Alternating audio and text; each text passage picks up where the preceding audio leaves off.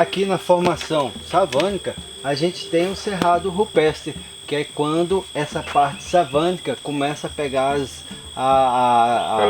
altitudes, né?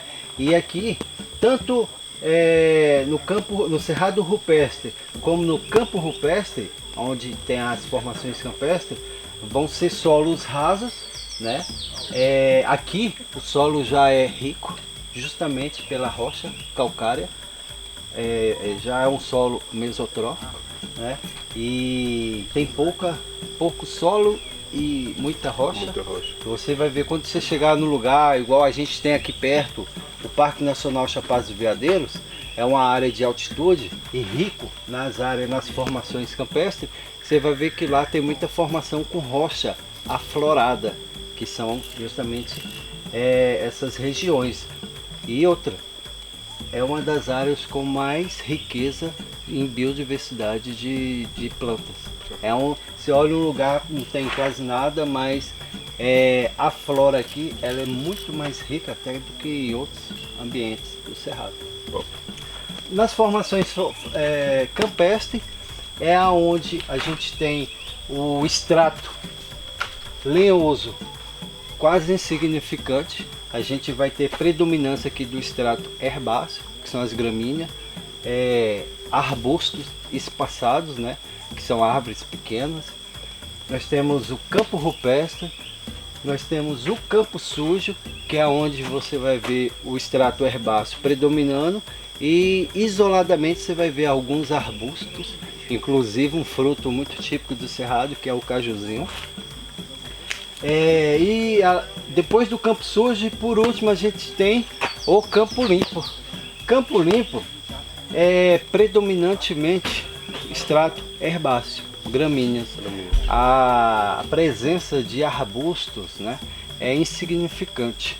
E voltando para a sobrevivência. Na sobrevivência a gente costuma falar que você deve sair das formações campestres, que são as formações de altitude, e descer para as formações savânicas e formações florestais, mas principalmente formações savânicas. E por que a formação savânica? É onde as árvores são baixas, então os frutos estão como um pomar ao alcance da mão. Nas formações florestais temos fruto demais, só que se você já está numa situação de sobrevivência, você ainda vai subir numa árvore alta, você está fraco, então situação de sobrevivência, procura as formações savânicas, que é onde a diversidade de fruto, que a gente vai entrar agora, é muito grande e ao alcance das suas mãos, né? E em alguns pontos das formações savânicas tem a característica de você achar água, né? E principalmente nas formações florestais, onde você vai ter também a disponibilidade, principalmente nas matas ciliares e matas de galeria, que são os cursos de água. Beleza. Então aí você aprendeu a questão dos solos. Agora o que a gente vai saber sobre a questão dos frutos. O que o Cerrado tem para oferecer às pessoas, o que a natureza desse bioma tem para alimentar as pessoas, o que pode e o que não pode. Acompanha conosco. Humberto, você já nos deu uma super aula sobre a questão do solo do Cerrado. E nesse solo, é claro que a gente quer saber o que é que podemos encontrar como fruto.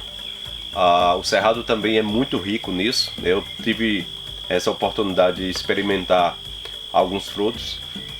O carro-chefe que as pessoas chamam aqui é o pequi, porém tem vários outros frutos também que eu provei que são uma delícia, uma delícia. Até agora, sendo bem sério para vocês, até agora não teve nenhum que eu não aprovei, né? Todos que eu provei são deliciosos, um melhor que o outro, que às vezes não dá nem vontade de ser tirar de um para provar outro. Mas claro que dentro do Cerrado tem os frutos comestíveis e os que não são comestíveis. Então como é que você classifica assim? O que é que você tem a apresentar para nós sobre os frutos do Cerrado?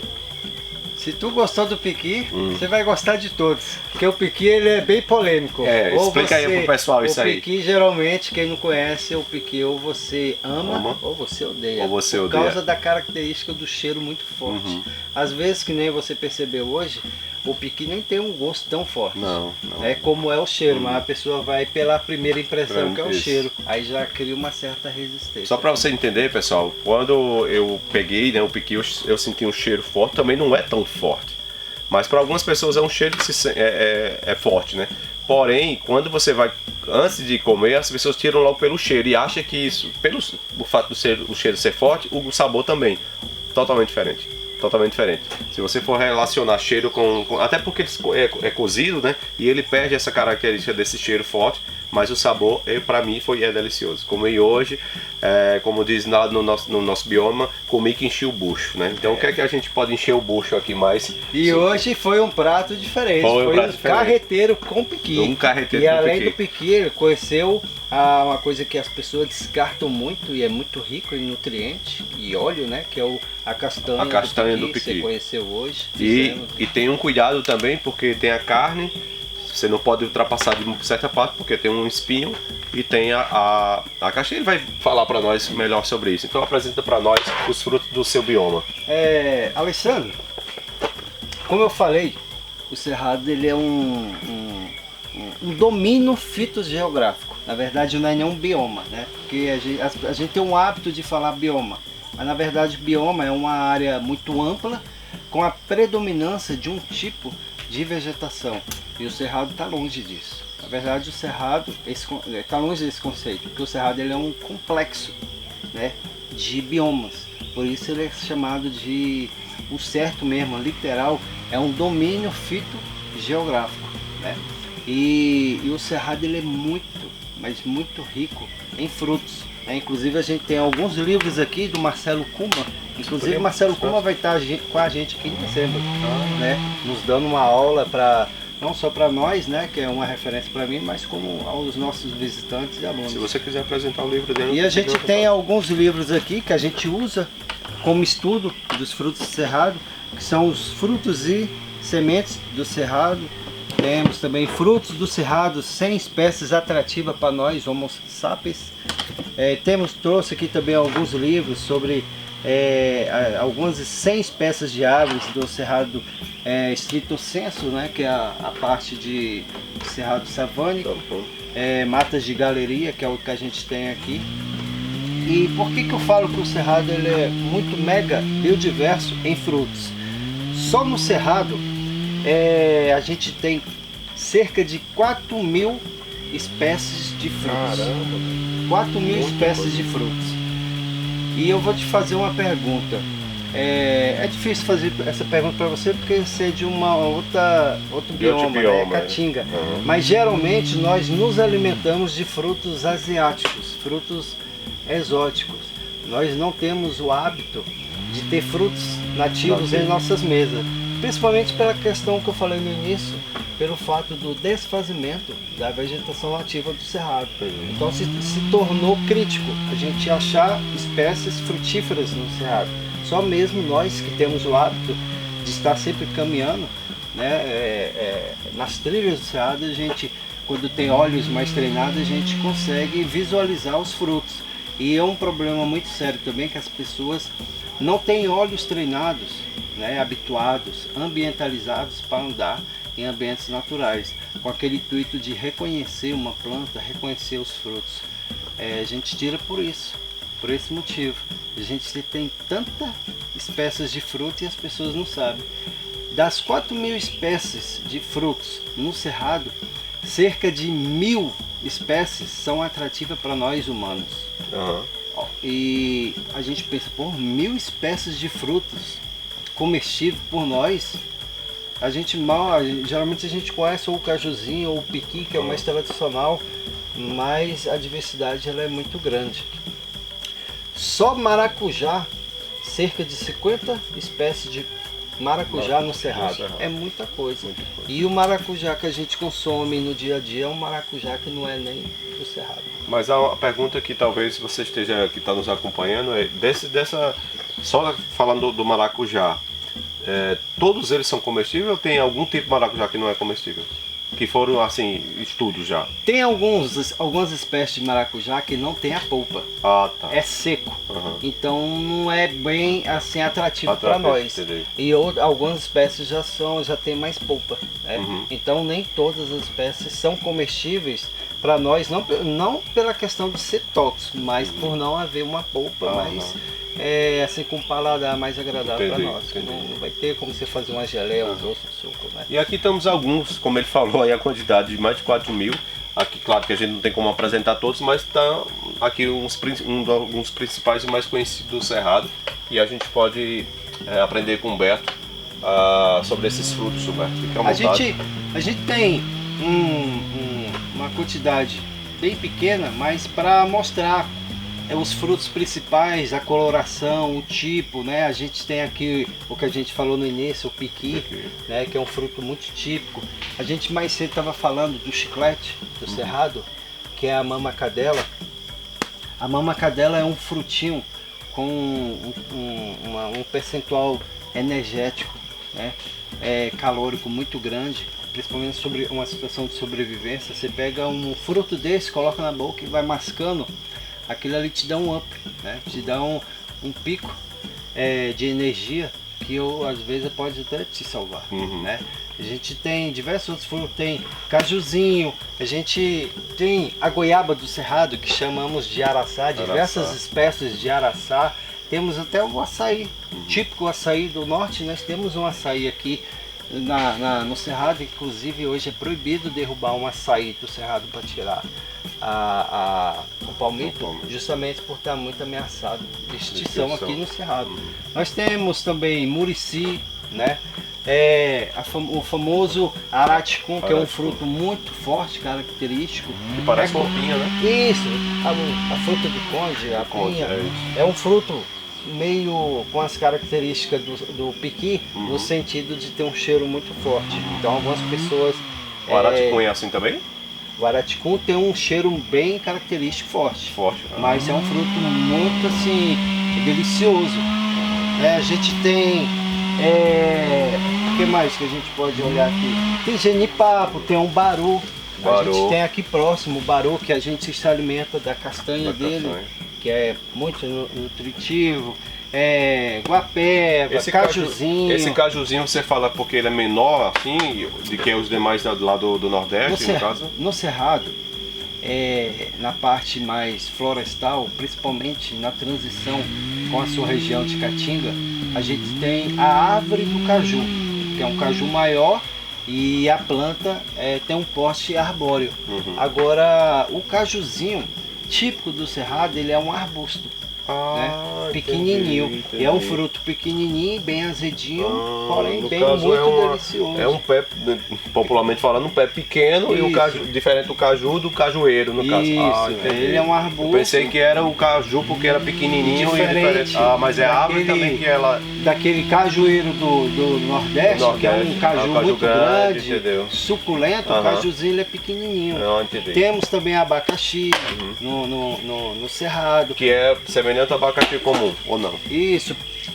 Oi? É comum só que ele que é da família ananás, né? Só que ele é um abacaxi pequenininho. Entendi. Ele é um abacaxi bem menor do que aquele grandão que a gente tem. E aqui que eu vi também tem um cipó daqui, que é um cipó d'água. Esse cipó, eu coloco ele aqui porque no nosso treinamento de sobrevivência, na questão de achar água, né, a gente fala do cipó onde tem água.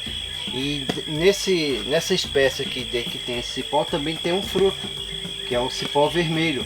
E é um fruto que dá também, é comestível por nós. Então, mas esse daqui, esse cipó é o mesmo desse fruto ou não? São diferentes? Sim. Esse cipó, esse tronco aqui não é do cipó. O cipó só está trepando nele. É uma trepadeira. E o fruto é do cipó. Então quer dizer que o mesmo cipó tem obtenção de água e obtenção de fogo. E obtenção do fruto. Do fruto, na verdade, do alimento, né? Isso. Temos diversos tipos de palmeira, né? As mais comuns, como eu falei, é o indaiá, que é o famoso babaçu, né? Buriti, gueroba, que a gente aproveita também o palmito da gueroba, macaúba, bocaiúba. E a lobeira é bem conhecida. Lobeira, que é... Os frutos do cerrado, muitos deles têm uma característica de causar um desconforto estomacal, até uma disenteria, né? Diarreia. E a lobeira não é diferente, a lobeira ela causa também isso. Por isso que geralmente os frutos cerrados a gente não come em muitas quantidades. E a lobeira geralmente, só que é muito relativo. Há pessoas que comem uma lobeira inteira e há aquelas que se comer um quarto já dá um desconforto estomacal. Esse nome lobeira é porque tem alguma coisa com o lobo-guará, não? Na evolução, pergunta boa essa aí, na evolução do canídeo lobo-guará, ele por comer generalista, né, ele come alguns pequenos roedores, ratos, né, e ele acaba desenvolvendo através desse alimento do rato, ele acaba adquirindo um verme, né, e esse verme causava um desconforto, até a morte muito grande para o lobo-guará. E em um dia da evolução dele, ele descobriu que quando ele se alimentava do fruto da lobeira, ele percebia que aquele desconforto reduzia ou até cessava. Então ele inseriu a lobeira em sua dieta justamente por isso, porque a lobeira ele é vermífugo. Então essa qualidade de ser um vermífugo e causar esse conforto estomacal no lobo-guará, ele é um dos frutos principais, um dos alimentos principais da espécie, né, do lobo-guará, e por isso que a lobeira tem esse nome, por causa do lobo. Então é isso, pessoal. Aqui, claro, foi apresentado alguns dos frutos principais, uma quantidade mínima de frutos, mas são dos principais que a gente pode passar para você. E aí, se você quer conhecer mais, então venha conhecer o Cerrado Brasileiro. Uma observação aqui, pessoal. Enquanto eu estou conversando com o Berto, talvez você esteja ouvindo algum barulho ao fundo, mas é porque tem um pessoal aqui, nós estamos na escola, né, uma escola de bushcraft.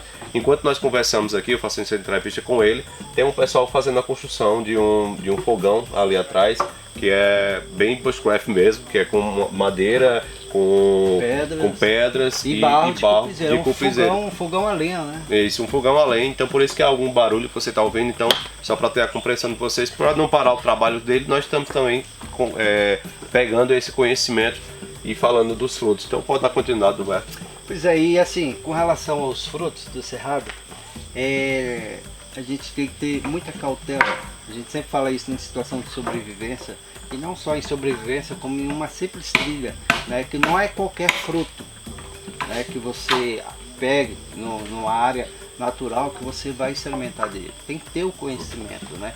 E há algumas técnicas, né, que a gente aprende com os nativos para saber se aquele fruto realmente ele é comestível, se ele não é, a toxicidade dele, né?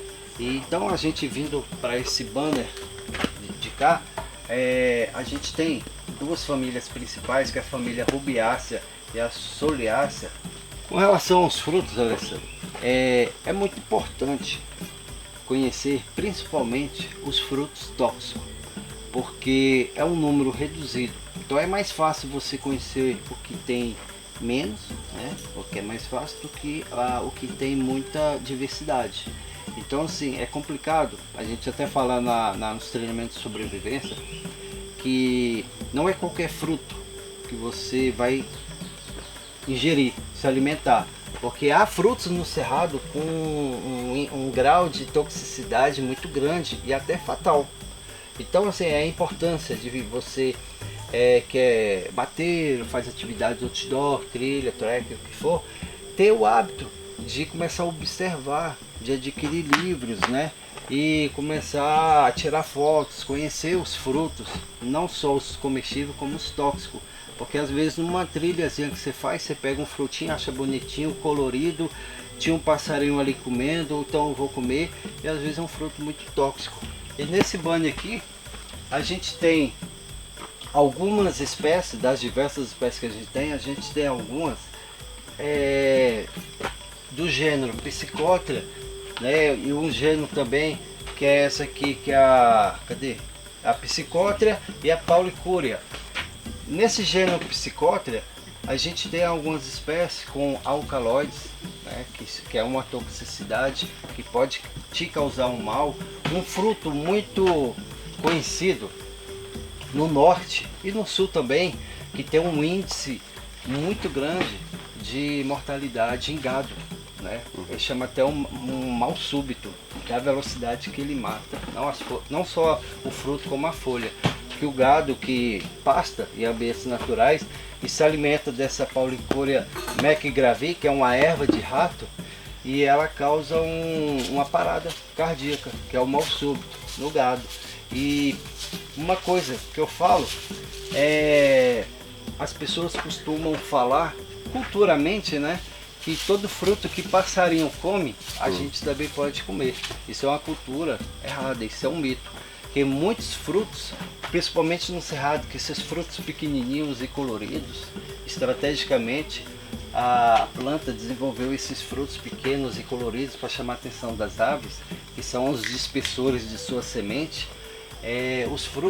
As aves têm um trato digestivo muito pequeno, então não faz um efeito nesse trato digestivo pequenininho, não dá tempo de fazer o efeito que faz no nosso, que tem um trato digestivo muito grande. Então o passarinho come todos esses frutos, inclusive essa aqui, que é a Paulicúria macgravi, que é muito tóxico e não causa mal.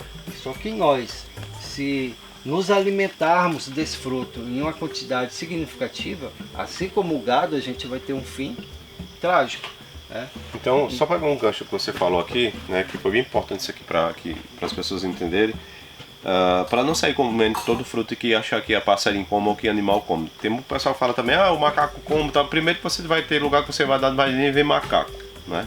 E qualquer roedor come, e essa observação que o Humberto fez é de suma importância. Tá? Por isso que nós estamos trazendo esse conhecimento para você. Então não saia comendo qualquer tipo de fruto, achando só porque um animal comeu. Para você ver, acabou de dar um exemplo aqui, que um passarinho come esse aqui não tem nada, enquanto um boi come e pode até perder a vida, não é isso? Pode continuar. Isso, se você quer observar qual tipo de fruto que um animal se alimenta, para você poder se alimentar, é interessante você começar a observar, assim como eu já li muitos livros, até o mestre aí, Paulo Kuma, defende também, primatas, alguns mamíferos, né? Não, Marcelo Kuma sempre fala, exceto o morcego, é um mamífero, mas o trato digestivo dele é pequeno, né? Então às vezes ele vai comer algo que também é tóxico. Mas primatas geralmente comem os frutos que nós comemos, né? Então é um tipo de animal interessante você observar, e não só as aves, né? Outra questão que é mito, as pessoas costumam falar daquela sigla CAL, né? Que é o fruto cabeludo, amargo e leitoso. São frutos, as pessoas costumam falar que o fruto que contém essas três características, que contém uma dessas características, leitoso, amargo e cabeludo, são frutos tóxicos. Como eu falei, o cerrado ele tem 4.000 espécies de frutos e 1.000 são comestíveis para nós humanos.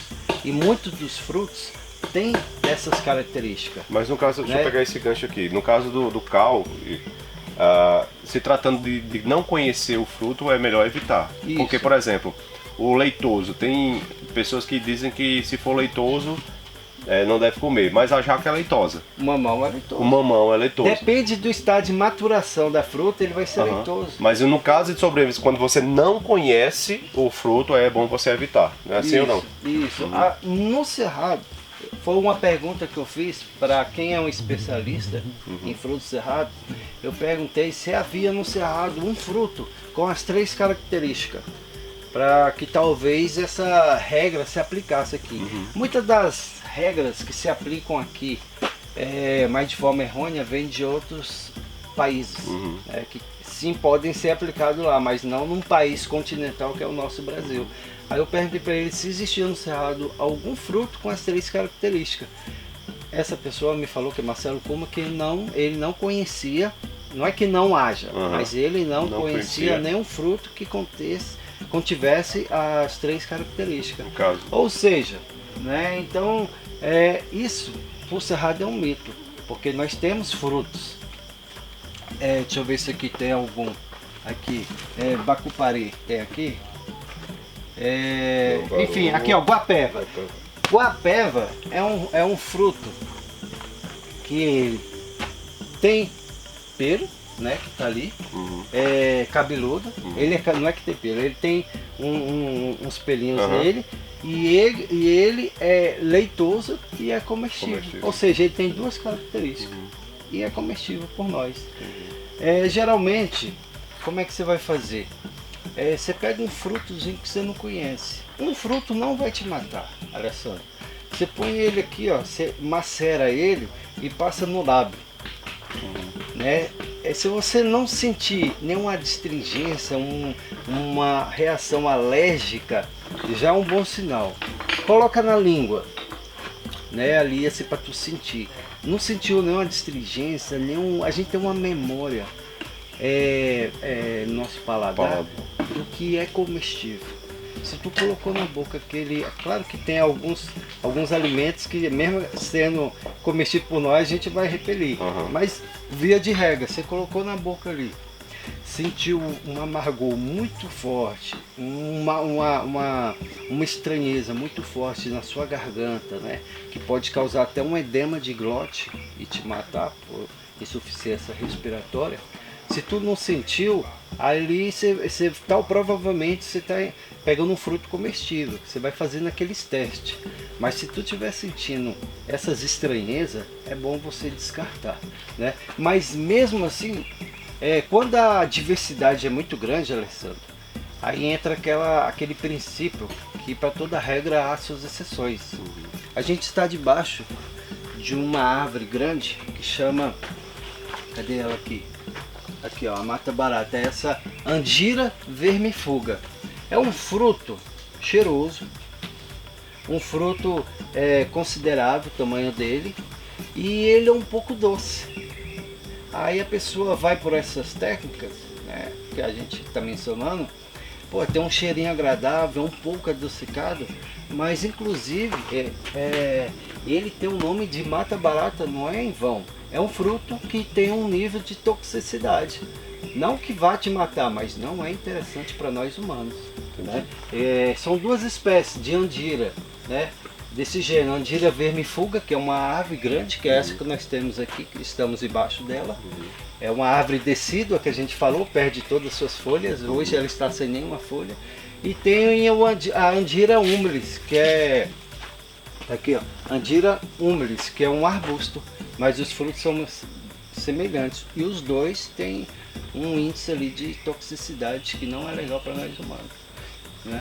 Mas no caso, em resumo, tem mais frutas comestíveis. Com certeza, com certeza. Então, pessoal, venham para o Cerrado com mais tranquilidade, claro, com pessoas que conhecem. Aqui na escola que o Humberto também é diretor, né? Escola Nemofilista de Bushcraft. Você vai aprender isso com mais clareza, né? com mais amplo, com mais tempo. A gente está trazendo apenas um resumo e um bom resumo para você. Assim, no caso, na verdade, não foi nem um resumo, foi uma aula, né, do que esse Cerrado tem para trazer para nós. Tem mais alguma coisa a acrescentar, Humberto? Tem sim, com relação não só aos frutos, como as plantas, os animais. Como que a gente começa a se familiarizar, se ambientalizar, né? Enfim, a conhecer essa diversidade? Porque ninguém conhece tudo, mas você começa a aprender com a vivência. Sempre quando você estiver em suas atividades outdoor, uma trilha, um trek, né? O que for, um acampamento, começa a mudar o seu campo de visão, o seu modo de olhar, né? Começa a observar com um olhar mais cirúrgico, né? Para como as plantas se comportam, as suas folhas, como que são os frutos, quais são os frutos que aqueles animais se alimentam ou não. Começa a observar essa questão dos frutos coloridos, né? Começa a fazer esses testes, começa a ler, a estudar, porque diversidade, riqueza é o que a gente mais tem, não só no Cerrado, mas como no Brasil todo. Então, assim, é um convite que a gente faz, né? Não é em um dia que você vai aprender tudo. A gente está dentro de uma escola, durante a vivência, as experiências. Nós estamos aqui na instrução, mas estamos também no aprendizado. Aqui todos nós, não só nós instrutores, como os alunos, estão aqui compartilhando o aprendizado, assim como alguma experiência, algum conhecimento. Então é no decorrer de uma vida, né? Não só aqui, como em suas vivências, nos passeios que você faz dentro dos quilombolas, né? Dos povos tradicionais, que é com quem a gente mais tem a aprender sobre a diversidade que a gente tem nessas regiões naturais que a gente tanto prega, né? Tanto gosta. Mas se você quer aprender muito mais, claro, você só tem que vir ao Cerrado para conhecer esse bioma incrível, para conhecer essa biodiversidade, tanto de frutas, como de fauna, como de flora, como de vegetação, né, que cruza todo o nosso país, se ligando, se conectando a 5 biomas brasileiros, a exceção, como ele já falou, do Pampa. Então o convite está lançado para você. Venha conhecer o Cerrado, venham conhecer esse bioma incrível, esse bioma mais antigo, não mais do Brasil, mas sim do mundo inteiro, né? Né? E também a caixa d'água do Brasil, como bem ele mostrou ali a questão do solo. Humberto, muitíssimo obrigado, cara, pela aula, por essa explanação imensa do seu bioma. A gente percebe o amor, o zelo, a paixão que você tem por esse bioma e está sendo bem representado, cara. Não é à toa, né, que você tem esse nome Humberto e Cerrado.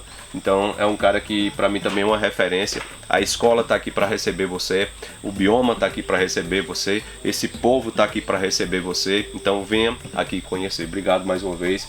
Deixe suas considerações finais, faça seu convite para as pessoas conhecerem a sua escola, para conhecer o seu bioma e fique à vontade, meu irmão. Cara, foi um grande prazer, primeiramente, essa interação, né, que nós estamos fazendo, esse elo que a gente está fazendo entre o Alessandro representando a Caatinga e nós representando o Cerrado. Representantes de outros biomas, né, estão convidados. As portas da escola Nemophilus biosclerotis estão abertas para vocês que queiram vir conhecer não só a escola, mas o nosso bioma, conhecer a nossa equipe de instrução, o nosso quadro de colaboradores, os nossos alunos, que tudo é um grupo só. O convite está aberto, né? E novamente aprendemos muito com você, né? Como eu falei, a gente não está aqui só para instruir, a gente está principalmente para aprender. Principalmente para aprender. A gente só ensina quando a gente aprende. E é o que a gente está fazendo aqui. Obrigado, meu irmão. Obrigado mesmo. Obrigado. Tá vendo? Cerrado! Cerrado!